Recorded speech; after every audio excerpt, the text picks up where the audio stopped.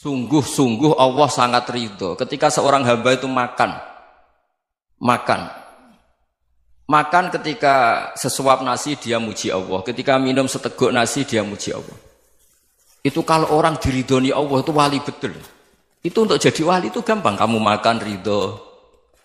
Kamu ninjak buminya Allah ridho seneng. Kamu hidup keseharian aman seneng. Nah ini supaya sampean kita semua lah. Kita semua ngaji betapa panduan Rasulullah untuk menggapai ridho Allah itu banyak yang keseharian sekali. Saking kesehariannya banyak dalam hadis dan itu sahih. Nabi menyebut hal-hal yang keseharian. Hatta ma tas'alu fi imra'atika. Kamu punya uang kemudian istri kamu bisa makan itu ibadah. Bahkan sebagian ibadah itu dicontohkan Nabi yang akhirnya diprotes sahabat. Yaitu wa fi buti ahadikum sedekah. Kamu menggauli istri kamu itu ya sedekah. Sampai sahabat bilang yang benar ya Rasulullah. Ayati ahaduna syahwatahu wa huwa lahu ajrun. Masa urusan biologis, urusan syahwat kemudian dia dapat pahala. Nabi menjawab, alaysa lawada'aha fi haramin akana alaihi wisrun. Bagaimana kalau dia meletakkan ke yang tidak benar itu kan dosa. Nah, hal-hal seperti ini yang saya ingin teman-teman semua lah, semua. Saya juga agak ingin ngaji demi Anda juga agak ingin. Itu dosa sekali ngaji kok pesanan kelompok tertentu itu enggak boleh. Islam itu untuk semua. Jadi ya cuma karena di depan saya jenengan ya seakan-akan jenengan korbannya. Itu ada ilmunya dalam usul fikih itu. Jadi orang itu harus ngaji usul fikih. Nama yang disebut, mungkin Mas Sufyan masih ingat zaman ngaji usul fikih. Nama yang disebut itu tidak jaminan sebagai prioritas perintah. Jadi misalnya gini, kebetulan yang di depan Nabi itu Abu Dzar. Nabi ya bilang, ya Abu Dzarin ini uhibbuka misalnya, atau ya Mu'ad ini uhibbuka, atau ya Abu Hurairah ini uhibbuka misalnya. Banyaklah riwayat yang Nabi nyebut ya Abu Dzarin, ya Mu'ad, ya Abu Hurairah. Kemudian misalnya Nabi meneruskan khitab, ini uhibbuka, saya mencintai kamu, fakul dubur sholatin, atau sebagian riwayat disebut fala tada'an la dubura kulli sholatin, Allahumma inni ala dzikrika wa syukrika wa husni ibadatik. Saya mencintai kamu, siapa saja. Mu'ad bisa, Abu Dzar bisa siapa? Saya mencintai kamu, mohon kalau habis sholat kamu jangan lupa wiridan Allahumma a'inni ala dzikrika wa syukrika wa husni ibadatik. Ya Allah, tolong kami permudah supaya mudah ingat engkau. Anda tidak bisa mentang-mentang, wong nama saya Parmin, nama saya Purnomo, itu yang diperintahkan Mu'ad misalnya.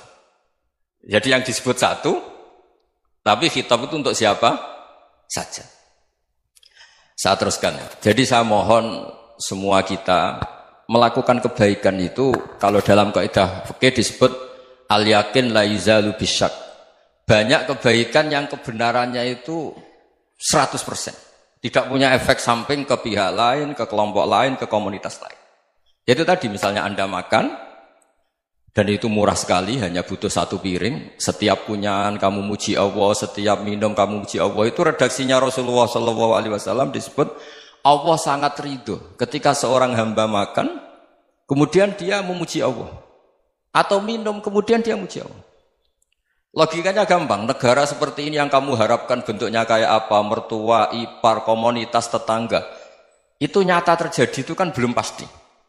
Sementara yang mesti terjadi adalah kamu butuh makan, kalau tidak mati. Butuh minum, kalau tidak mati. Butuh bumi yang nyaman ditempati, kalau tidak kita juga mati. Sebab itu Allah kalau menyebut nikmatnya itu hal-hal yang keseharian. Alladzi at'amahum min ju'. Allah itu siapa? Allah itu yang menciptakan kamu bisa makan. Tidak berlebihan. Allah itu yang menciptakan kondisi sosial itu ideal. Zaman Nabi itu ya ada orang munafik. Orang-orang pilihan Allah itu juga diuji orang sekelilingnya yang macam-macam. Semua diuji sesuai konteks zaman dan waktu.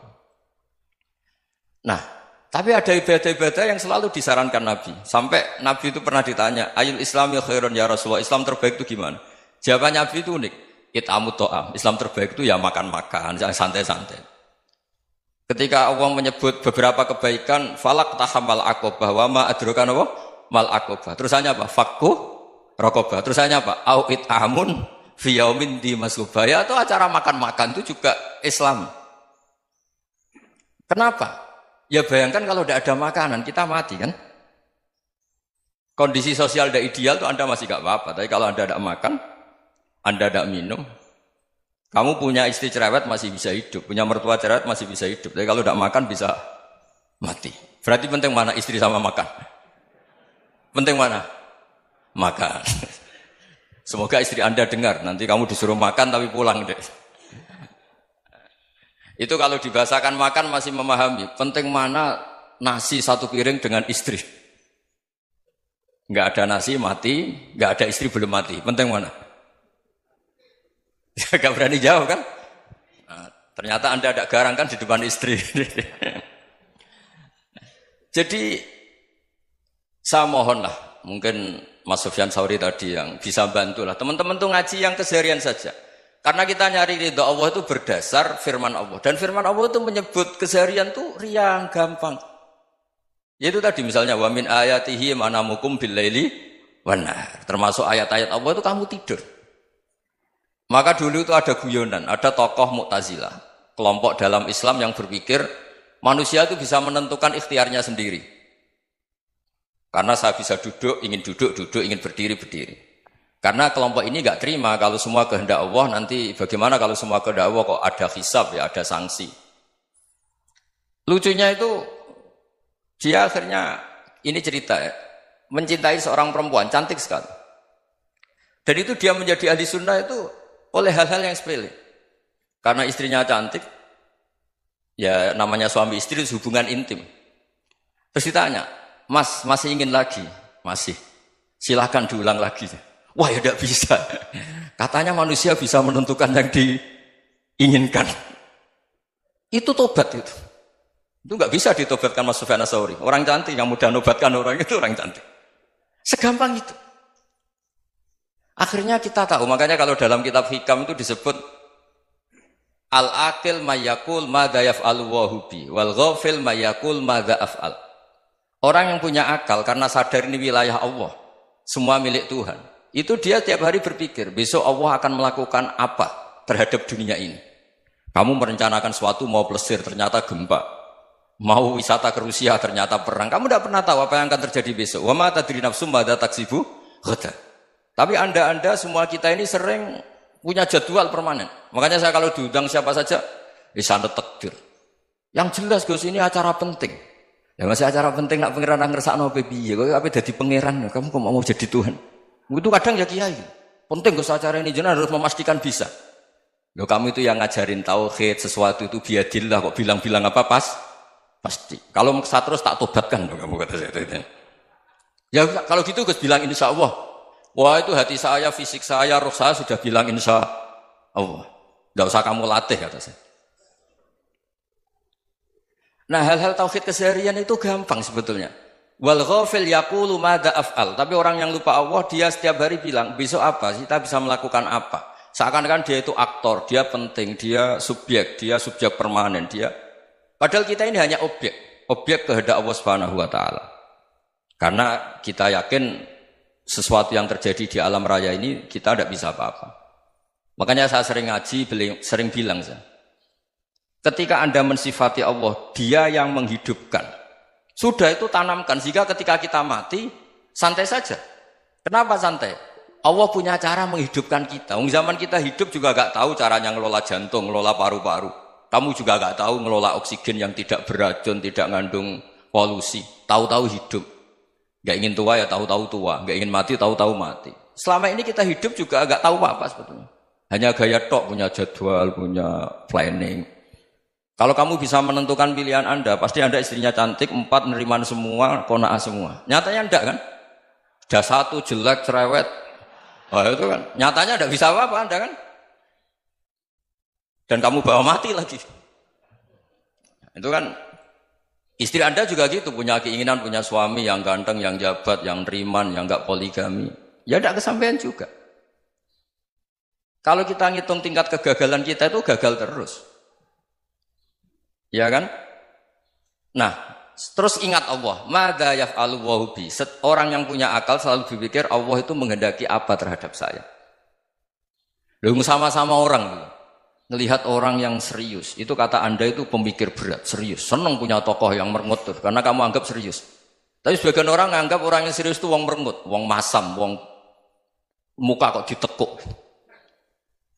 Jadi sama Itu hati, ya muqallibal qulub tsabbit qalbi ala dini. Karena kita enggak tahu cara berpikir kita tentang orang lain, tentang sekeliling kita. Misalnya kita orang baik yang jenis ngrumat fakir miskin. Ada orang bangun masjid mewah itu janggal. Apa artinya masjid mewah kalau banyak orang kelaparan? Tapi kalau yang jenis pendidikan apa artinya masjid mewah kalau tidak bisa ngaji? Nanti yang jenis infrastruktur apa artinya ini kalau semuanya punya sudut pandang yang berbeda-beda. Dan Islam mengapresiasi semua kebaikan. Tapi katakan semua kebaikan itu adalah kehendak Allah Subhanahu wa taala. Karena apapun baik Anda itu pakai fasilitas yang diberikan oleh Allah Subhanahu wa taala. Sehingga ini yang disebut kulillah sumadarhum fi khawdihim yal'abun. Ya kembali tadi ke tema-tema bahwa keseharian Anda ini sudah Islami. Saat Anda tidak bisa melakukan apa saja. Saya sering ada jenazah, biasanya kalau tetangga meninggal saya sering disuruh ngelepas. Saya bilang orang ini baik karena sering ngelamun di rumah, sering nganggur di rumah. Ditanya sama anaknya, kenapa Gus nganggur baik? Ya kalau dia nganggur artinya juga agak berbuat sesuatu yang maksiat kan? Ya kan? Orang nganggur di rumahnya ya tidak bunuh orang, tidak maling, tidak korupsi, ya namanya nganggur di rumah. Lah cuma istri cara pandang nganggur gak menghasilkan uang gitu.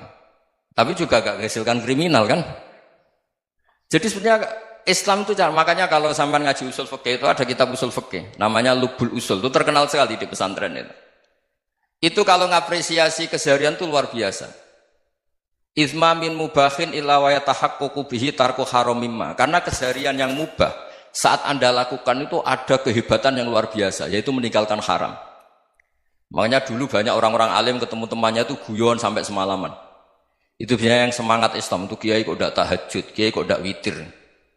Orang yang sedang mapan uangnya banyak, malam itu tidak kelayaban itu sudah luar biasa. Melawan nafsu supaya tidak maksiat itu sudah luar biasa. Supaya lupa guyon sama temannya semalaman sampai subuh. Gejlok-gejlokan ngenang zaman miskin, zaman kuliah nggak jelas, zaman apa.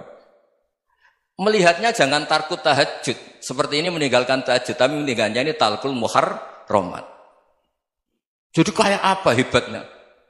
Sehingga Imam Ghazali punya riwayat yang agak unik.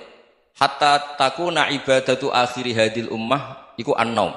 Sehingga suatu saat ibadah terbaik umat ini itu tidur. Itu kan riwayat kontroversi. Ketika Imam Ghazali ditanya, kenapa iya? Kenapa kamu mulai keluar dari rumah itu sudah banyak maksiat? Melihat perempuan yang enggak mahram, melihat fenomena. Tapi kalau kamu tidur itu enggak melihat apa-apa. Tapi juga kamu jangan menganggap tidur itu ibadah betul. Saatnya melakukan fardu ain malah masih tidur. Tapi itu sudut pandang yang menjadikan kita Islam itu gampang. Jadi saat Anda tidak bisa aktivitas apa-apa, misalnya ada beberapa orang yang lumpuh. Lumpuh itu memang nggak bisa Jumatan, nggak bisa ibadah, tapi dia juga nggak bisa maksiat. Tidur itu memang Anda saat itu tidak bisa tahajud, tidak bisa witir, tapi saat itu ada zina, ada maling, tidak gosipkan orang, tidak bully orang, tidak menanamkan kebencian, tidak hasud. Sehingga tidur menurut Allah Ta'ala ya wa min ayatihi manamukum billaili apa? Wan-nahar. Karena di tidur itu selain ada unsur istirahat, jaga kestamina, juga ada unsur meninggalkan beberapa keburukan. Nah saya mohon ibadah yang keseharian ini kita jaga. Supaya kita semua baca ayat itu fasih. Fasih itu tertanam di hati. Allah itu siapa? Alladzi at'amahum min ju'i wa amanahum min khauf. Dan Allah kalau cerita di Quran itu anna subabnal ma'a subba thumma syaqaqnal ardon wa syaqqa fa'ambatna fiha habba wa inaba wa qadba wa zaituna wa nakhla wa hadaika hulba. Kamu tahu saya ini siapa kata Allah? Saya ini adalah Tuhan yang menurunkan air. Kemudian ada tanaman banyak. Habba wa inaba wa qadba, ada zaitun, ada tin, kalau orang Jawa mungkin ada tela, ada padi, ada mangga, ada pisang. Sudah. Wa inaba wa zaituna wa nakhla wa hadaika hulba. Ada perkebunan yang lebat.